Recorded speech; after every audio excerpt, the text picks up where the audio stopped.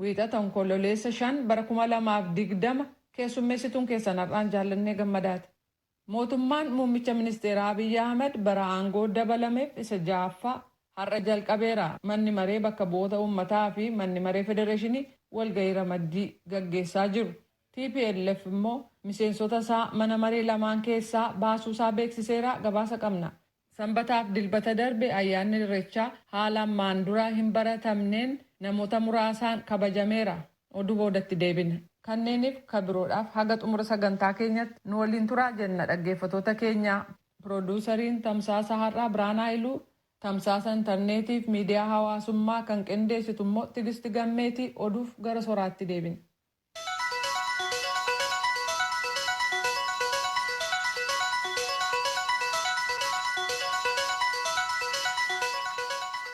Barattoole anin soraa lafeeti. Oromoon irreechi baranaa fuula akka akkaatti ulfeeffate. Irreechi hola Finfinnee sanbata dabre Finfinnee Dololloo buddeenaatti ulfeessan. Koronaa jedhanii nama hedduutti seenuu dhowwan jedhan. Fuula hedduu magaala Finfinneetti poolisiin warri wayaa aadaa naqate addabaabaayii fuula tokkotti walitti qabdee teessifteedhan. Horar sadii Bishooftuulleetti nama hagi tokko qofatti irreechi ulfeeffate. Warri seenulleen waraqaata seenaniin kan mootummaan kenneefin seena. Warri sun hin qabne ammoo magaalum Finfinneetu yaadon seenne qarqarra rararaan. Bulchiinsi magaala Bishooftuu irreessi barana nagumaan dhumate naga ummataatiif jenneetiin nama hagi tokko qofa seensifnee jedheen jedhe. Hawaasi Oromoo Ameerikaa kaabaatti walitti dhufelleen hiriir Waashingten DC irra baay'ee jennaani naannoo Lincoln Memorial jedhanitti irreessi ulfeeffate. Miseensoti mana mareetiif mana maree federeeshinii Tigraay akka bulchootii paartii isaanii TPLF jedhanitti arda jalqabaniitiin hojii isaanii mootummaa federaalaa keessaa dhiisaniitiin bahan. Akka miseensi hojii raawwachiiftuu paartii TPLF obbo Geetachoo Reddaa jedhetti mootummaan Itoophiyaa arda jalqabeetiin seerii inni biyyaan bulchuu waan dura dhumateefi warri TPLF fuula bu'eetiin achi keessa hojjetu achi keessa yaa'a. Gamkaanin ammoo warri VON dubbise mootummaan Itoophiyaa hojii isaa ganna jaheessoo arda jalqabe seerumaan itti jiraa jedhe oduun duubatti deebiin. Arda godaantoota 8tti lammii Itoophiyaa ta'uun oolanii jedhanitti lubbuu dhabe. Akka dhaabii godaantoota to'atu IOM jedhetti jari kunin garba Jibuutii irratti lubbuu dhabe. Warri seera malee nam godaansisu Yemeniiti gara Jibuutiitti adoo deebisuutti adoo jiranu tan irratti lubbuu dhabanii jedhe. Galmoo Daawit oduu IOM maqeeffateen wergeen. Akka jechi pirezidaantii Itoophiyaa Saahilewarq Zawudeetti barana mootummaa malee namni tokkollee qawwee qabateetiin socho'uu hin danda'u. Pirezidaantiin tunin marii federeeshiniitii fi mana marii Itoophiyaa harri jalqaban irratti tan jedhe. Filannoon baranaalleen ta durillee caala filannoo sadarkaa addunyaatti fudhatama qabdu taatii jechuun waadaa galte. Horeen paartii eenyummaa fi daaree amaaraa deebistuu fi 4 yaayyuu walii galan. Tokko ta'uun kunin karaa nagaatiin gaafii uummata deebisuuf nu gargaaraa jedhanii jedhu. Jarii tokko ta'ee jedhan kunin jarii tokkummaa isaanii labsaat kunin horee raayyaa, darra, matakkalee fi xallamta amaaraati. Kureen walqaayitii fi eenyummaa daaree amaaraa deebisituuf ammoo waliigaltee tan keessa hin jirtuu jette. Asteer Misgaanaa oduun wargiteen. VOA Afaan Oromoo caqasuu jirtan. Mootummaa Suudaaniif milishooti mootummaa suniin waladhaa bahaanii sanbata lamaan dabran Juubaa keessatti waliigalan. Waliigalteen tuniin addunyaaf naannoo sunillee gammachuu guddoo taate. Pirezidaantii Suudaan kibbaa Saalvaa Kiiriitti waliigaltee tan falaa ba'e. Tokkummaa mootummoota United States, UK, Norway fa'aatilleen warri waliigaltee tanatti gammad keessa tokko. Taatulleetti gaafatamaan sochii bilisummaa uummata Suudaan kibbaa Abdel Aziz Al-Hiltu waliigaltee tan hin mallatteessin. Muummeen ministeera Suudaan Abdallaa Hamdook waliigalteen tunin itti gaafatama olii qooduu ta'uu baattullee seenaa haaraa biyyi tana keessatti uumtee jedhe. VOA Afaan Oromoo Naayil Saatiif metirbaandii irra caqasuu jirtan. Akka itti gaafatamaan hojjettoota bulchiinsa mootummaa Ameerikaa White House Mark Meadows jedhetti pirezidaanti Trump dhiba koronaa kan irratti doktorootii wallaanuun jiranii arda gara guyyaa gula hospitaala ba'uun oolu jennee abdannaa jedhe. Ganafaan pirezidaantii wal dubbanne edallee akka dansaa bule hojii ifiitti deebi'uuf furfoo jiraa jedhee jedhe Meadows. Trump oduu dansaa doktoroota irraa dhagaa'uu jiraa jedheetiin kalee Tiwiiterii irratti barreesse asitti kalee hospitaalitti wallaanuu jiran Walter Reed keessa makiinaan gad baasaniitiin warra alaabaa argufa gammachuunis simachuu jiru makiina keessa taa'eetiin dubbisee dabre. Pirezidaanti Trump namoonni 74 dhiyoo tana isaaf jaartii isaa Melania Trump irratti vaayirasii koronaa arganii wallaanuun jiran. Addunyaa irratti nam miliyoon 35 caalu irratti vaayirasii koronaa argan akka oduu Yuunivarsiitii Ameerikaa Johns Hopkins irraa argannetti nam miliyoon 1 olii tanaan lubbuu dhabe. Awurooppaa keessaa biyyiitti akka hamaa jirtu Britain nam 500 caal ga'uu jira namni dhibu kanaan irra qabame. 42 caalatti tanaan kanaan lubburra dhabe. Addunyaa keessaa shaneessoo jirti. Ameerikaan tokkeessoo. Britain kalee qof nama 22,961 irratti vaayirasii koronaa argan.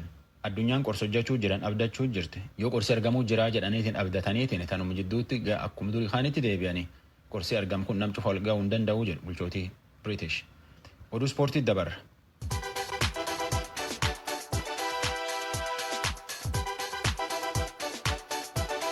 Maraatoonii London takalee atileetii Itoophiyaa Shuura Qixxaataatti moo'eetiin shaampiyoona ta'e. Maraatoonii kiiloomeetira 42 tana sa'aatii 2 daqiiqa 5 fi sekondii 41tti moo'e. Atileetiin keenyaa fulbaan bara 2018 jalqabe maratoonii Berliin sa'aatii 2:1 sekondii 39 moo'e Eliud Kipchoge barana 8 ba'e. Namni shuraa taaneetiin lammeessoo ba'e atileetii keenyaa Vincent Kipchumbaati. Sisaay lammaa atileetii Itoophiyaati. Sadeessoo Afreessoolleen Moosinnet Garrama'u. Shaneessoon ammoo Mulee Waasiyoon. Jaheessoolleen Taamiraat Tolaati. Gam dubartiitiin ammoo tokkeessoon atileetii keenyaati Brigid Kosgel.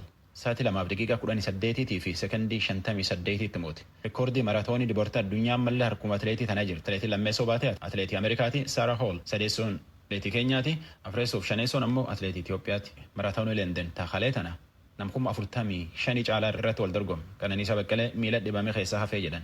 Gam kanaan ammoo akka oduu Itoophiyaa arganneetti atileetota garee kubbaa miilaa Itoophiyaa keessaa nam 5 irratti vaayirasii koronaa argan. Akka federeeshiniin kubbaa miilaa jedhanitti atileetota dorgommii wancaa kubbaa miilaa Afrikaa Kaameruunii qopheessanii filan 36 keessa nam 5 irratti dhiba kan argan. Jara irratti argan kana federeeshiniin maqaa himuu hin feene. Ansoraa lafee. Kan dhaggeeffataa jirtan raadiyoo sagalee Ameerikaa sagantaa afaan Oromooti.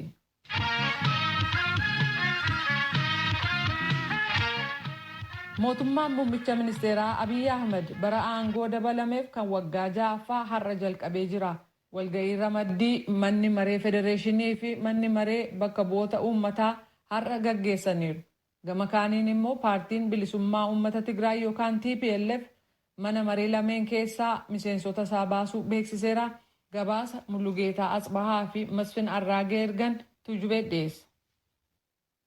Walga'ii 5ffaaf kan waggaa hojii 6ffaa mana maree bakka bu'oota uummataaf mana maree federeeshinii har'a gaggeessamee jira.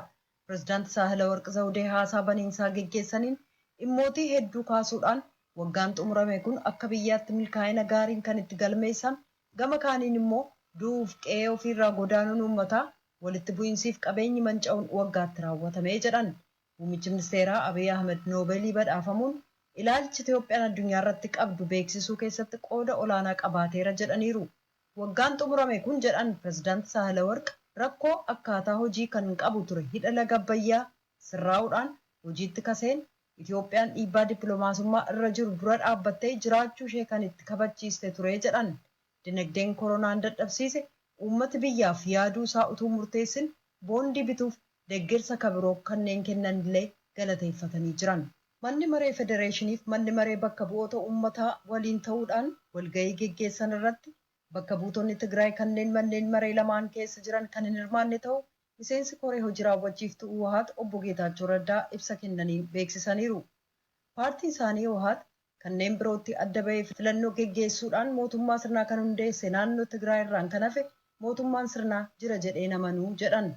Akkuma kanaan miseensonni Uwahaat kanneen mana maree bakka bu'oota uummataaf mana maree federeeshinii keessaa guyyaa har'aa qabee kan gadhiisan ta'uu kan dubbatan obbo Geetaachoon akkasumas mootummaa federaalaa keessaa aangoorra kanneen jiran miseensonni paartichaa akka gadhiisan qajeelfamni kennameeraa jedhan.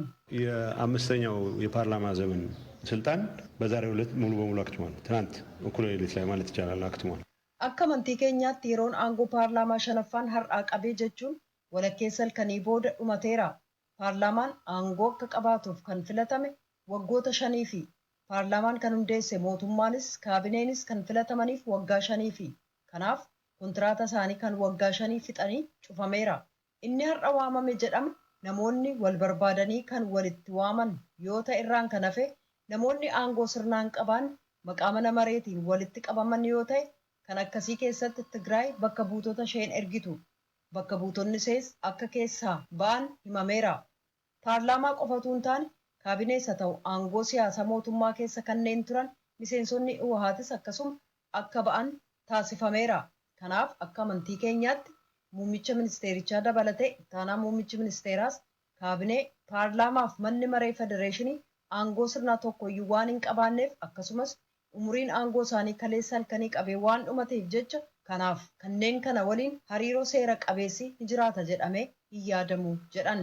Obbo Geetaachoon akka jedhanitti naannoon Tigraay kana booda waaltaalee biyyoolessaa ta'an hawaasaaf faayidaa hawaasummaaf dinagdee kanneen kennaniif kan murtii haqaa waliin qofa hariiroo kan qabaatu ta'uu dubbatan. Manni maree bakka bu'oota uummataaf manni maree federeeshinii akkasumas manni maree muummicha ministeeraa kasirnaa waan hin ta'iniif har'aa qabee hariiroo waliin hin qabnuu jedhan obbo Geetaachoon. Uwahaat rakkoolee biyyoolessaa furuuf waltajjiin biyyoolessaa mara ofitti hammate qophaa'uu qaba jechuudhaan waamicha dabarsee jira. Akkasumas sadarkaa biyyoolessaatti mootummaan abbaa galfataa kan yeroof hojjetu hundeeffamee amma filannoo geggeeffamutti biyyattiin ogeessota gam kamiifuu hin loogneen geggeeffamuu qabdi ejjennoo jedhu jiraachuun ibsameera. Afaan yaa'iin mana maree federeeshinii Adam Faaraa waxabajjii 3 bara 2012 manni maree bakka bu'oota uummataa haala heerri eeyyamu hordofee yeroo filannoo dheeressee jira jedhan. Haa ta'u malee gareeleen heeraaf hin ajajamnee fi gareeleen nagaan barbaan hojii uummata afaan faajjessu hojjetaa jiru jedhan. Kanneen keessaa tokko naannoo Tigraay ta'uu kan ibsan obbo Adam Faaraa sochii hamma har'aatti godheen naannoon sun heera biyyaa balaarra buuseera jedhan. Filannoo raawwachiisuun hojii boordii filannoo ta'eetu jiru adeemsa faallaa heeraa ta'een boordii filannoo hundeessuudhaan qofaatti bahee filannoo geggeessee jedhaniiru. ይህ ህገ መንግስታዊ የሆነ ምርጫ ህጋዊ መንግስትን ሊወልድ አይችልም ወይም በይህ ህገ መንግስታዊ ምርጫ ህጋዊ የሆነ መንግስት ሊቋቋም አይችልም። ከዚህ አኳያ ይህ ህገ መንግስታዊ የሆነ ምርጫ ያካሄዱ አካላት እኛ ብቻ ነን ህጋዊ የሚሉት ተቀባይነት የሌለውና ከህገ መንግስቱ ጋርም የማሄድ ነው።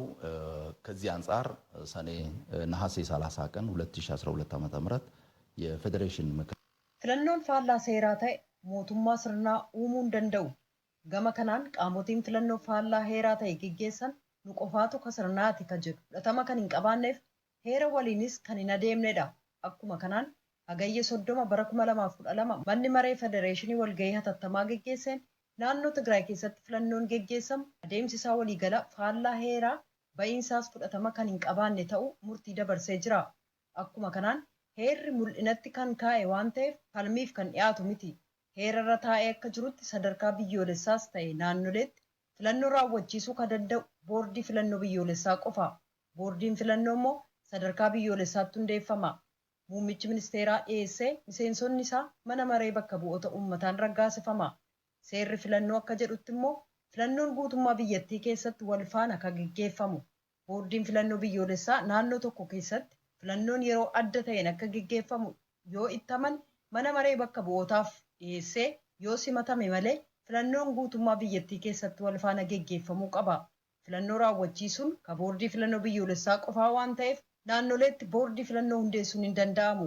Heera biyyaarra aangoon mootummaa federaalaaf kan naannolee mul'inatti taa'ee jira. Filannoo geggeessuun federaalaaf kenname.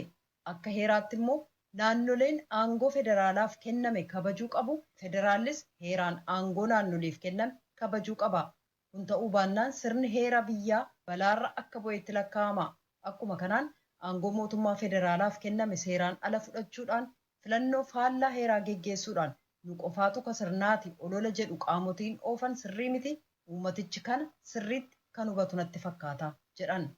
Adeemsi isaa mul'inatti ajaja heera biyyaa kan cabsuuf naannoon sunis sirna heeraa balaarra akka buusetti lakkaa'ama jedhan. Gocha kanas raawwatee waan argameef tarkaanfii heeraa fudhachiisuu kan dandeessisu haalli heera bu'uura godhate jiraachuus ibsaniiru. Tarkaanfiiwwan kana keessaa qaama seera baasuuf raawwachiisu ugguruu kan dandeessisu adeemsi seeraa tokko ta'uu tuqaniiru.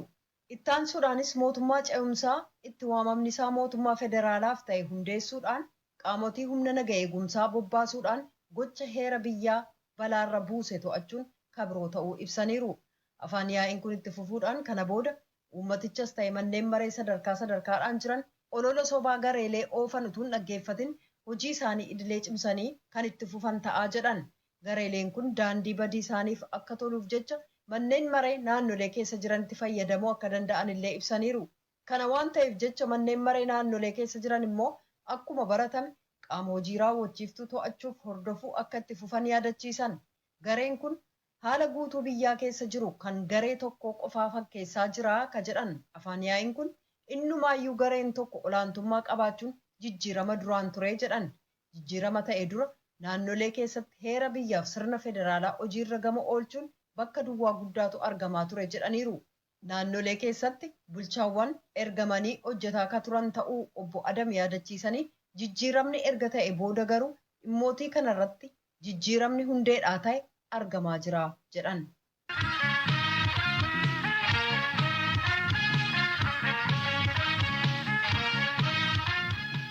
Kan dhaggeeffataa jirtan raadiyoo sagalee Ameerikaa sagantaa afaan Oromooti.